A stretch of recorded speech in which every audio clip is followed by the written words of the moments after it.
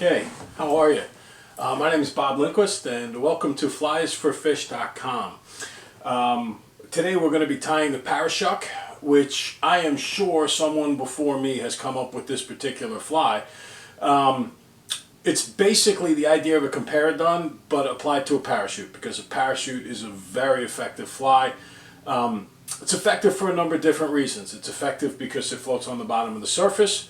The hackle suspending it looks like a floating nymph, but it also could look like a starting to emerge dun. It's very simple. There's not a lot that can go wrong with it, and it works as a wonderful dry and a dry dropper combination. This is my go-to pattern. We're going to work on it. Show you how to tie it today. I think it's going to work really well for you. I think the number one thing you need to know about this fly is if you've had trouble with parachutes in the past, this makes everything really simple. You don't have to worry about tailing. It's a style of fly, like the comparadun is a style of fly. So without any further ado, let's grab a hook and get started.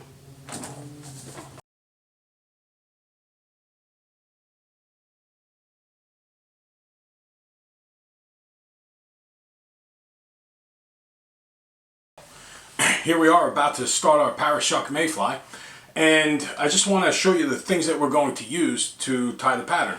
It's going to start with a shuck, and this is Zelon. I know Blue Ribbon Flies carries it. It's an excellent product. Some people tell me that it floats. I've had guides tell me that it sinks. I'm really not sure exactly what it does. I just know that for shucks, I like it more than I like high-vis or EP fibers, Enrico Puglisi's fibers, which are made of Antron. Excellent material, both of them are, but for shucks I prefer the Zelon. And speaking of EP fibers, these are EP fibers right here. I sure hope you're going to be able to see them against my shirt. It's a light gray wing that we're going to be, or a medium gray wing that we're going to be putting on there. I plan on getting close enough that you'll be able to, just by the blur of the background, be able to see this. The next thing that the pattern has to have is hackle, and I don't think there's any greater hackle available on the market today than you can possibly find with whiting necks. They're just superior products. You look at how long the fibers are. You can get 3 flies out of one with a parachute, sometimes 4 out of one. And if you go to the saddles, you can get 6, 7 flies out of them. They're really, truly fantastic. And the last thing I'm going to be using is some dubbing. Now, there is no dubbing on the market that I'm 100% satisfied with. I just like to play with dubbing. It doesn't mean the dubbing's not good, it just means it's me. Now, I like this stuff here, which is put out by the Delaware River Club, and it's based on the Cucci-Nastasi spectrumized theory, where they blend colors together to get an overall impression. If you pick up a mayfly or a caddis, you'll see that it's kind of modeled down there when you look at it. It's not just one solid color. Now, I like to add to this. I add a little bit of Antron. I add a little bit of what I would call the dominant color in a particular fly that I see. So, for instance, if I'm doing a sulfur, I would add a little bit more dominant yellow to what their mix is. This being a Hendrickson, I add a little bit more red-brown, and I also like a touch of olive in my Hendrickson. So I'll put those in there as well, and then I'll work off of that as my combination. And I always, 100% of the time, put some pure Antron in my spectrumized dubbing. That's really all you need. Now, here we are about to start our Paraschuck, and you know, it's funny, I'm recording myself doing this. I don't know if you can see my head, but you don't need to see my head. What you need to see is the hook and all the manipulations that are going on to the hook. I also tie left-handed, so by you sitting across from me, you'll actually get to see things from a right-hander's perspective. Okay, so we start out by inserting a hook in the vise, and I am a big fan of Gamakatsu hooks. Just as I am with whiting feathers, I am a huge fan of Gamakatsu hooks. This is the S12. It's their Executive Series dry fly hook. It's an excellent hook. I've never bent one. It looks a little light wiry. I've caught a number of good fish on it, 20-inch plus fish on the dries, and I've never bent one of these hooks that was a size 18 or bigger. I would imagine that some of the ones that are smaller could be bent on a big enough fish. Unfortunately, I haven't caught myself that huge honking big fish on a size 20 hook or smaller, but I have on 18s and smaller, and that includes some Delaware River rainbows and stuff. So here we go. We're going to get started with it, and attach the hook, blah, blah, blah. I know some people snap it off. I generally tend not to do that. Okay, so when we're tying the Paraschuck, the first step in tying a Paraschuck is to put on the post. We want to make sure that we get this post put on really well. And what I'm going to do is put the post on at roughly the 3/4 to 3/5 area of the hook shank, which is right around here. All right, so I find that particular area and I put it on. Now, there are a couple of different ways to put wings on for parachutes. We have the loop technique where when you're done, your wing loops around. I really like that on smaller flies. I use it a lot. I just think it looks cool. I don't know if it helps me catch any more fish. I just like the way it looks. In a separate video, we'll talk about different ways to make parachute posts. But now we're really concentrating on tying with this fly. So the next type of thing that we're going to do is show you a very basic way where you can loop it under the shank and put it on. So I first select some EP fibers from my clutch that I have, and then I take it and I just go underneath the hook shank and I put it up. Now at this point, what I'm really looking to do is to make sure I'm in that area of the hook shank that I like, about 3/4 to 3/5 of the way up there.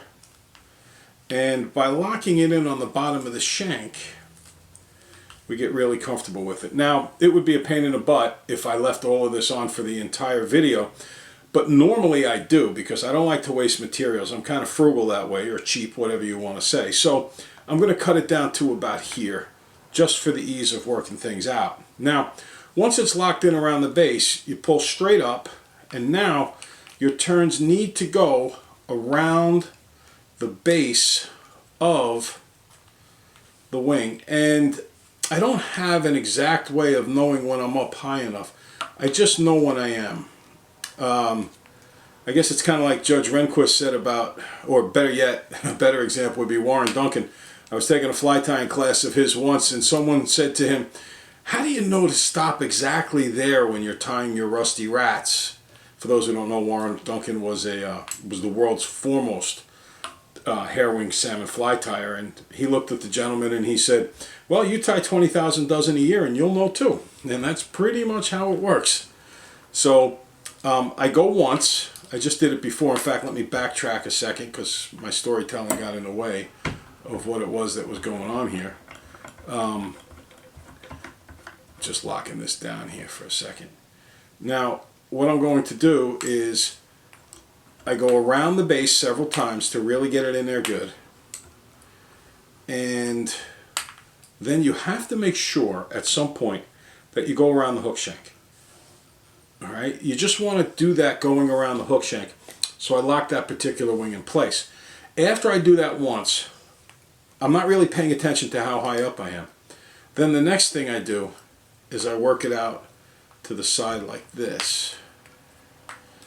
And I get to a point where I'm putting enough thread on the post that I believe I can wrap the hackle, but also, and this is very important, leave a little room to snug down a whip finish, because I'm going to tie off on the post. I'm not going to tie off on the hook shank.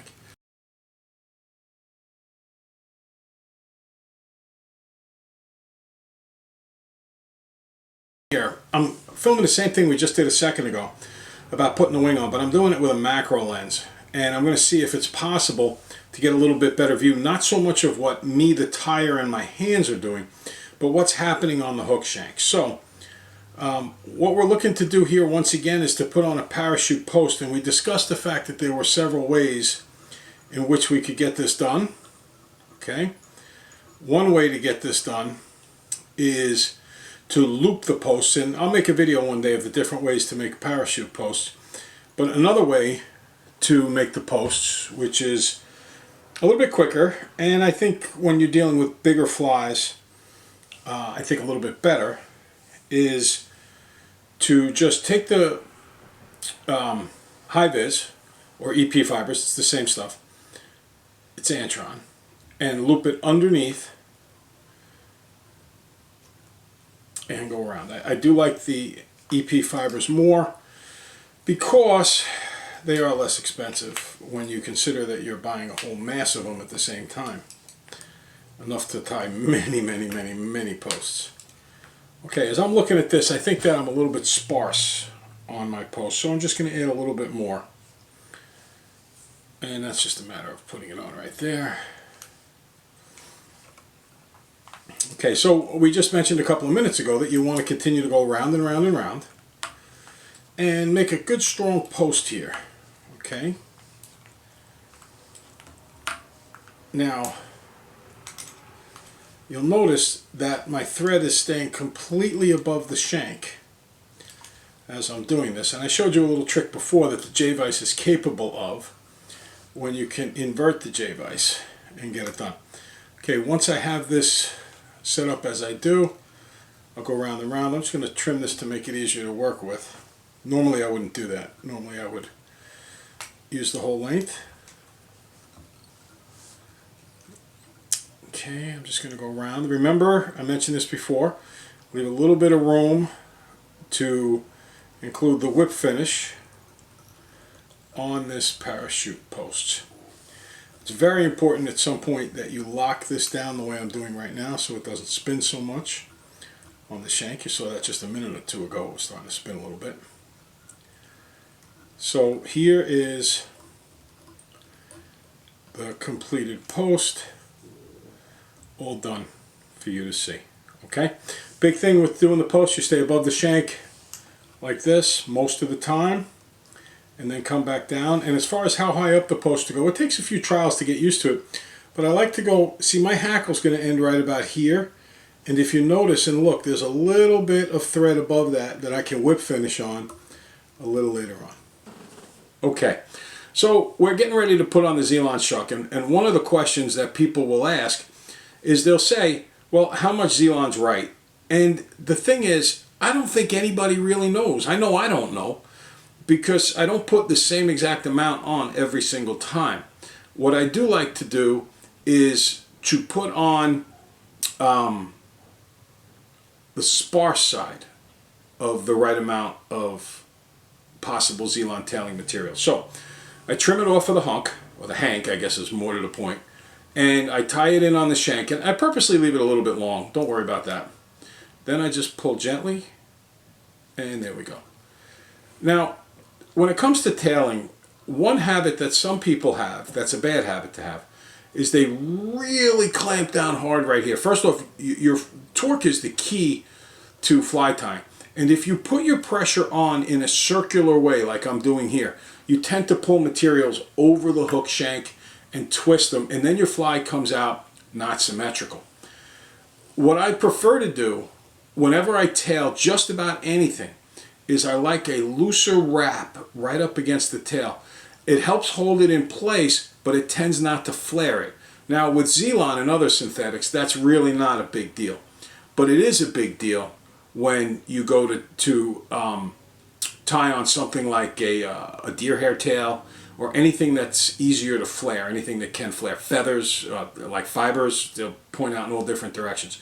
So you really want to try to take the last couple of wraps, the ones right in here. You want them to be not tight. Snug, but not tight. Okay, so now I trim the shuck length slightly less than the length of the hook shank. There it is.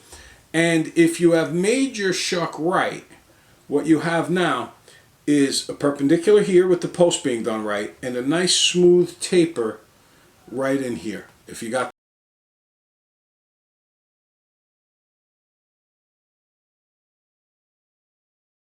And when I put the shuck on, remember what I did last time, I make the shuck purposefully a little bit long, and then I pull until I get the shuck to the base of the parachute post.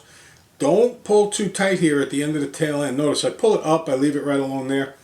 I'll lay it down now, and I'm tightening up as I proceed toward the post. I don't want to be super tight up against the tail. Not so much that it'll matter with a material like Zeeland, but with other materials it'll matter a whole lot. So there's my shuck. There is my post, once again completely set up for you. And next step is to really lock this post in good, and to do that I like to put on just a little bit of super glue. There's one side, there's the other. I just tap it down there. I don't use much at all. This is Gorilla Glue. It's pretty thick stuff. Alright, there we go.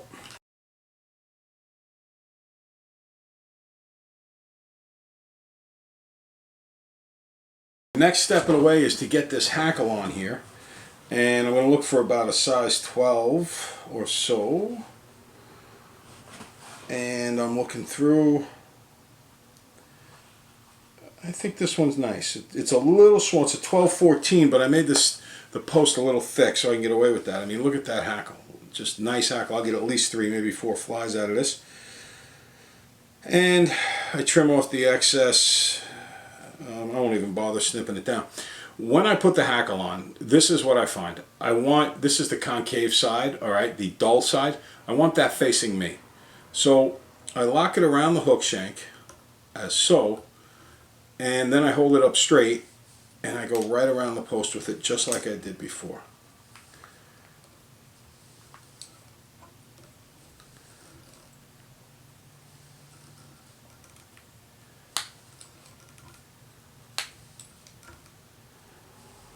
And there it is. It's sticking up nice and straight. Now here's the step that I don't know if a lot of people do, but it's very important to me. Really good flies are super durable, and we're going to try to do things throughout this fly that are going to make it hold up to fish, so that, say you're in the middle of fishing and it's toward evening, which is a great time to use a parachute, light's failing, and it would be hard to tie a knot, and all of a sudden your hackle starts falling apart. So to really lock this hackle in there, what I'm going to do is take this stem, the remaining piece, and I'm going to tie it in, and I actually like to wrap it right around the post. The reason I do that is because it just stiffens that post a little bit more. Okay, I like the post to be somewhat flexible. I don't want it to be like a rock, but I don't want it to be flimsy either. So there, I just cut that stem off, and there it is. So the hackle is curved and facing toward me. Here I'm going to turn the hook over, and you can see what it would look like if it were facing you. If it's doing that, you're in really good shape.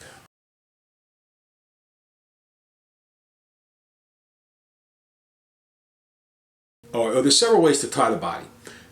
You could tie it with a dubbing loop, which I sometimes do, particularly on two-tones. I'll make the rear abdomen half more of a dubbing loop, like as if it was a nymph emerging, in the forward section tied on twisted, which is what I'm going to do now, as if it was the dun coming out of the shuck or the nymphal casing.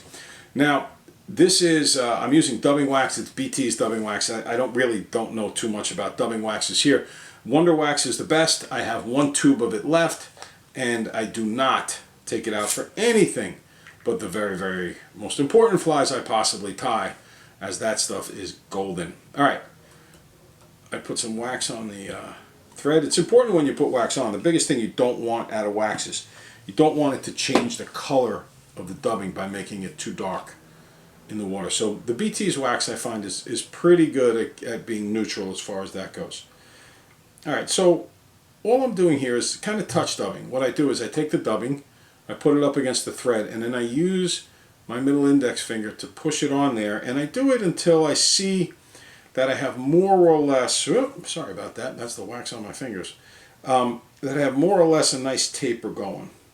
Okay, I'll hold this up out to the side here where I think you can see it. If you look at the amount of dubbing distributed along the shank, it's got a little less in the beginning and a little bit more toward the end. And now I'm just going to take my fingers and twist it. It's very important when you twist that you only twist in the same direction. I will make it more spiky when done. I will take a dubbing brush to it. Alright, so here I am, and I don't think I have too much on here. I may need to add a little bit later. When I form a body, I don't like to just start at the tail and go forward. What I prefer to do is to work my way forward and then back. So here I go. Remember, I'm going to wrap off on the post. So I start forming the body this way, and this way there's no holes in it, okay, by going backwards and then forwards. I like an airy body. I like a body that traps air, that's somewhat translucent. Okay, well, it looks like I have a little extra dubbing on here. That's all right. I haven't tied one of these in a while, so we'll get to take some off. All right. I want this thorax area to be a little bit bigger than the body per se. I definitely have too much dubbing on there. I'm rotating it here to look at it, and what I noticed is a slight bump on the belly that would probably make absolutely no difference to the fish, but being a fly tyer, there are parts of us that are somewhat neurotic and we want to see things done a certain way. So I just took off the little bit excess that I had on there.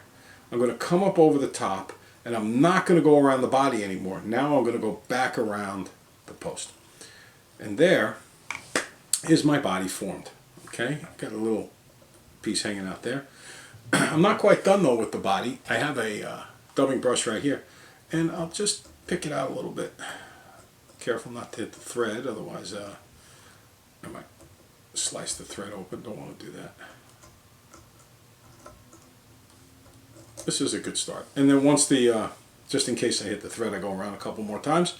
The fish should chew it up more after that. And this is a great fly, so I tend to think it will do really well. Alright, so I start wrapping, and what I do is I go down, I take the top of the hook, when you rotate, some people let me rephrase this. When you wrap a parachute hackle, some people start it at the base and wrap it up to the top. I don't. I start it at the top and I wrap down to the base.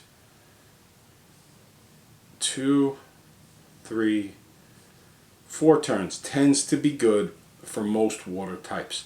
If I was fishing the Rapid River in Maine, where everything is a seemingly white froth, I'd probably put 2 more turns on there. Alright, so what I do is I take 2 wraps where I lock the excess hackle against the base of the post. Then I kind of weave my way up through the hackle. I don't want to trap too many fibers down, but I'm reinforcing the hackle with the thread. And now I've come up. And if you were able to see it here, there's a little bit of brown above the hackle. And that's because that is where I will whip finish. 1, 2, 3, 4. And I like to pull that tight, just like that. And with a couple of trimmings, we are completely done with the Paraschuck. I come underneath the shank, take that off. It's possible to have a couple of hackle fibers still sticking down. This one, I see one over here right now that is doing so for me.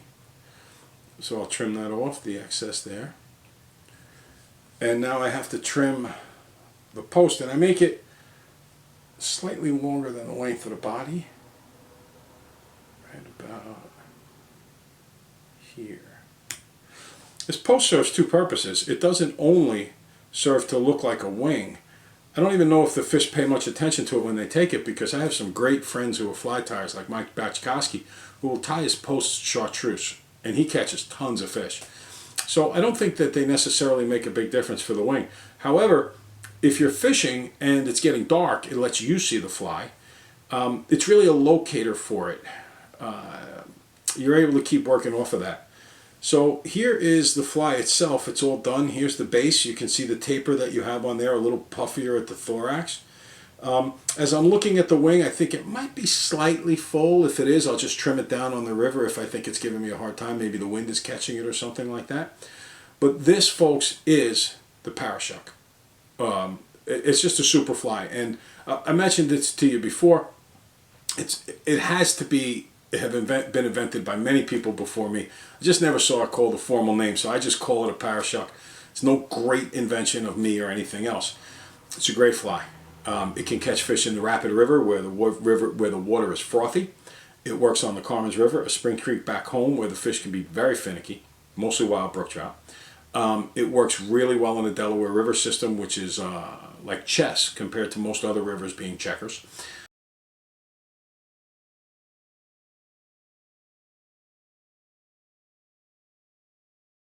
The next thing we're going to do is to put on the dubbing. Now, the last time I ran this through, there was a little bit too much, so I'll try to use a little bit less this time. And if you remember, when we talked about the dubbing, we said what was really important was that we begin near the eye of the fly, the head of the fly, and we work our way back toward the tail of the fly. And I showed you how I use this touch dubbing technique here. Notice my middle finger goes underneath the thread and pushes the dubbing up into the thread. Okay, I had a little piece of wax on my finger there. And it's a little bit thick right here because there was a clump of wax. I'll just move that up there. And now I spin it down, as again I said before, always spinning in the same direction. I don't mean to sound overly redundant, but some of the people watching this video might be beginning to learn all about tying parachutes and tying dry flies. And heck, I remember I had tied flies for many years before I realized, or was taught by Paraschuck, that I could actually begin the thread begin the dubbing at the eye and go back to the tail and back forward to the eye. So, you know, there's little tricks for people to catch at all times. Here I am going to the eye of the hook, and now I'm going to work my way back. Alright, I am going to make a little bit of a thorax bump there, so I go back and forth with kind of like a figure eight a couple of times. And here we go. Working my way forward. Now, one of the great things about this particular fly I've mentioned is its versatility. If I was going to go fish the Rapid River, I would be making this extra thick. But I'm not. I'm going to fish this fly primarily on the Delaware. I am never on the Rapid when the Hendrickson's coming off. So, because I'm going to be on the Delaware River with this fly, or perhaps on the Carmen's, which is another very placid type of river where I'm going to be fishing this, I want to be a little more on the sparse side. So, here is about how I have the body being done. You can see that's not overly sparse, but there is a little bit of a taper, and you get a little bit more in the thorax area. Okay, I'm going to go around a couple of times with the base of the post there. And now I just wrap the hackle. I like 4 turns. 1, 2, 3, 4. Now, I think I went over this a little quickly on the more of my hands shot. This is more of a macro shot. Come up, catch the fibers, and lift the fibers with the thread. Again, come underneath, catch the fibers, lift the fibers with the thread. Do this at least twice. Now I'm going to weave the thread through the hackles to kind of reinforce that hackle. And I went around twice, and now I can just whip finish on that little bit of thread that I left before. 4 times, and that's it. Okay, trim that off. On my side here, you can see the hackle sitting out right there. All I'm going to do is go right up tight to it, and by catching those fibers and lifting, if you take a notice here, I really don't have fibers splayed facing under the fly or sticking down under the fly. They're all caught and they're all in a plane above the fly itself. And on the water, what would happen is that these fibers would suspend this particular fly just under the surface. And personally, I think that critical in any dry fly situation is where the fly sits. Is it on the water? Is it in the film? Is it just under the film? I'm not sure exactly what a parachute represents. I don't know if anybody is, but I tend to think it's more of a floating nymph. And as such, I like it right under that film. This acts as much as anything for us to see the fly. I don't think the fish really care much about the wing. And there's my pattern, complete and done. The Paraschuck. Now I just changed the color scheme and the size to imitate any fly that you could possibly come up with.